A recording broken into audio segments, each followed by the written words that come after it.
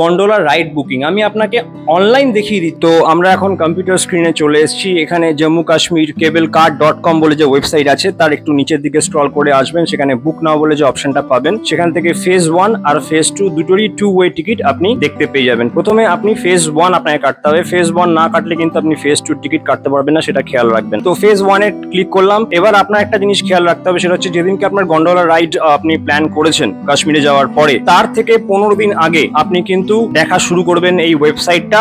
এখানে টিকিটের availability wise আস্তে আস্তে কিন্তু টিকিট কমতে থাকে। এবার আমি যদি ভিজিটিং ডেট 1/10 সিলেক্ট করি, এখানে ভিজিটিং টাইম আপনার 3টে স্লটে রয়েছে, যে কোনো একটা স্লট আপনি বুক করলেন, এখানে আপনাকে অ্যাভেলেবল টিকিটটা দেখালো। আপনি প্রসেস টু নেক্সট করার পরে আপনার ইন্ডিয়ান সিলেক্ট করতে হবে যদি আপনি ইন্ডিয়ান হন। এবার এখানে আপনি ভিজিটারের জায়গায় আপনার নাম আপনি দিচ্ছেন।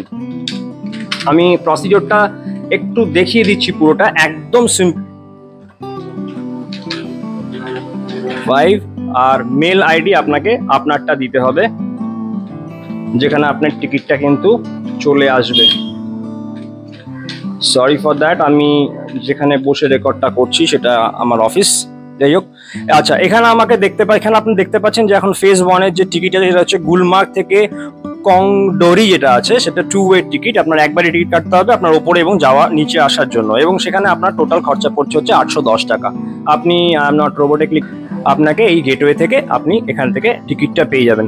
মাথায় রাখবেন যে টিকিটটা আপনি পাচ্ছেন সেটা আপনার ফেজ 1 এ যাওয়ার টিকিট, ঠিক আছে? আমি এখানে আর ক্লিক করছি না, কার্ড ডিটেলস দিয়ে আপনি যেরকম ভাবে টিকিট বুক করতে পারেন আপনি জানেন। এবার আমি জাস্ট আপনাকে দেখিয়ে দিচ্ছি যে এবার যদি ফেজ 2 এর টিকিট আপনাকে কাটতে হয়, যে দিনকে আপনি ফেজ 1 এর টিকিট কাটছেন সেদিনকেই কিন্তু আপনাকে ফেজ 2 টিকিট কাটতে হবে।